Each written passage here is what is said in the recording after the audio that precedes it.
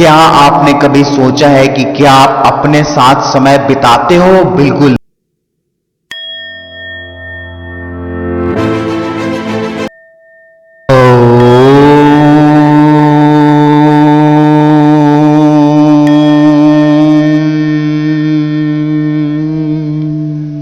दोस्तों, जीवन के परम लक्ष्य तक पहुंचने के लिए अपने भीतर की सभी तरह की फीलिंग्स, इमोशंस और थिंकिंग और सोचों को खत्म करने के लिए सबसे पहले तो आपको यह जानना पड़ेगा कि जितनी भी तरह की फीलिंग्स, थिंकिंग एंड इमोशंस आपके अंदर उमड़ती है वो सब बहुत ही टेम्पररी होती है।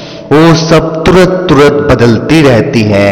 आज का मनुष्य बहुत छोटे छोटे चीजों से प्रभावित हो जाता है। उसकी फीलिंग्स, सोच और इमोशंस बहुत जल्दी जल्दी हर छोटे छोटे चीजों से उमड़ती जाती है।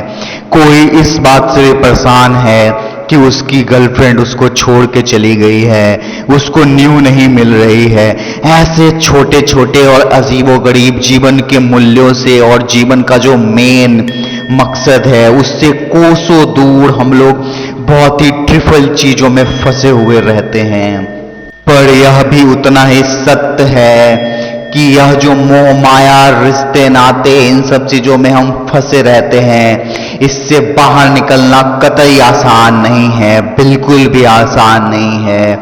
क्योंकि दोस्तों, यदि मेटेरियलिस्टिक और फिजिकल चीजों की वजह से आपकी फीलिंग्स तुरंत तुरंत बदलती रहती है तो इससे आपका ही नुकसान है। आपकी दिल की धड़कन भी उतनी तेजी से ऊपर नीचे होगी जितनी जल्दी जल्दी आपकी फीलिंग्स बदलेगी।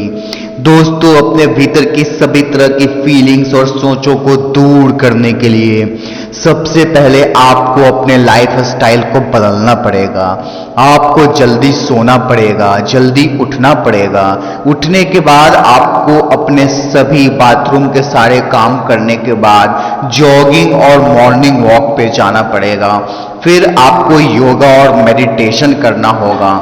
और मेडिटेशन करने का यह तात्पर्य नहीं है कि आप कैंडल जला के उसके ऊपर देखें। आपको आंख बंद करके बस बैठना पड़ेगा और आप यह कोशिश नहीं कर सकते कि आपके अंदर जितने भी सोच है वो खत्म हो जाए, क्योंकि इस पे आप कंट्रोल नहीं कर सकते। यह एक बहुत ही ग्रेजुअल प्रोसेस है जो बहुत ही धीरे धीरे दूर होगा। अचानक से एक दिन में आपके अंदर आने वाली सारी सोच जो है वो बिल्कुल नहीं जा सकती है। आज का युवा खाली समय में कभी भी अपने आप को वक्त नहीं देता है। क्या आपने कभी सोचा है कि क्या आप अपने साथ समय बिताते हो? बिल्कुल नहीं। आज कोई भी मनुष्य अपने आप को तो समय देता ही नहीं है। हम अपने साथ, अपने अंदर, अपने उस परम तत्व के पास, परम आत्मा के साथ तो समय बिताते ही नहीं हैं। हम हमेशा ही बाहरी चीजों में ही लगे रह जाते हैं। हम शांति से एक पल के लिए भी बैठ के अपने मन को नहीं रखते हैं। यह सारी तरह की ज्ञान की बात आपके अंदर खुद ब खुद उत्पन्न होगी यदि आप अपने आप को समय दोगे, यदि आप अपने साथ समय बिताओगे। अपने आप को समय देना और अपने साथ समय बिताने का मतलब है कि आपको मोबाइल भी यूज नहीं करना है उतने देर तक, बिल्कुल अकेले। हर दिन आप कम से कम अपने आप को आधा घंटा खुद के लिए निकालो, खुद के लिए आधा घंटा निकालो, सारी बाहरी मोह माया से मुक्त होके। अगर आप प्रत्येक दिन अपने आप को आधा घंटा का समय देते हैं तो आप यह बात खुद अनुभव कर सकते हैं और आप देखेंगे कि आपके अंदर कैसे ओरिजिनल ज्ञान, ट्रू नॉलेज की उत्पत्ति होती है। आपको उसका आभास होता है ट्रू नॉलेज की। और जो दूसरी बात सबसे ज्यादा इंपॉर्टेंट है आपको अपने परम लक्ष्य तक पहुंचने के लिए, वह है आपके कर्म। क्योंकि अल्टीमेटली हमारा कर्म ही यह डिसाइड करता है कि हमें मोक्ष मिलेगा या नहीं, यानी कि हम अपने परम लक्ष्य तक पहुंचेंगे कि नहीं, यानी कि हम अपने इस जीवन काल में ही उस सत्य को जान पाएंगे कि नहीं कि हमारा अस्तित्व कैसे हुआ, कहां से हुआ, हम कौन हैं। ये सब बातों का जवाब आपको मिलेगा कि नहीं, यह इस बात पर डिपेंड करता है कि आप कर्म कैसे करते हैं। कर्म का कॉन्सेप्ट दोस्तों बहुत ज्यादा कॉम्प्लिकेटेड है।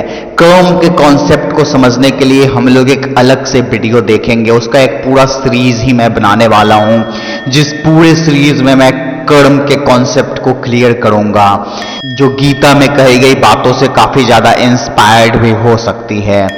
बट दोस्तों, कर्म के बारे में फिलहाल आप इतना ही जानो कि कोई भी अच्छे कर्म जो मानव के कर्तव्यों से जुड़े हुए हैं, जैसे पेड़ लगाना, प्रकृति की रक्षा करना, वायु प्रदूषित नहीं करना, सॉइल प्रदूषित नहीं करना, वाटर पॉल्यूशन नहीं करना, अगर आप ये सब काम करते हो, जैसे आप एक पेड़ लगा के देखो एक बार, तो फिर जो आपको संतुष्टि होगी, कभी आपने कोई पीपल का पेड़ लगाया है अपने जीवन में, एक बार कम से कम एक पीपल के वृक्ष को लगा के जरूर देखें। इससे जो आपके अंदर संतुष्टि मिलेगी, यह संतुष्टि आपको जरूर हेल्प करेगी आपके मोक्ष पाने के प्रोसेस में। और जो सबसे इंपॉर्टेंट बात मैंने बताया कि आपको अपने साथ समय बिताना पड़ेगा, आपको अपने आप को समय देना पड़ेगा।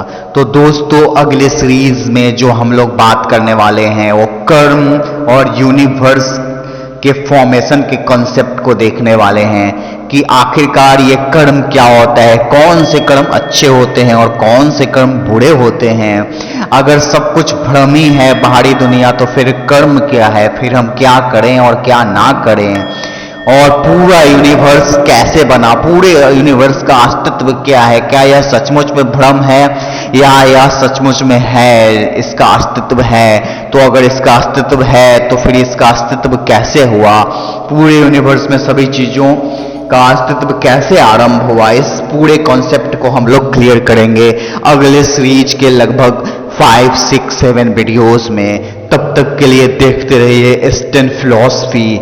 ज्ञान जो ज्ञान है, जानकारी नहीं, वह ज्ञान आपके अंदर उत्पन्न होगी जब आप अपने आप को समय दोगे, जब आप अपने आप के साथ प्रत्येक दिन आधा घंटा का समय बिताओगे। धन्यवाद।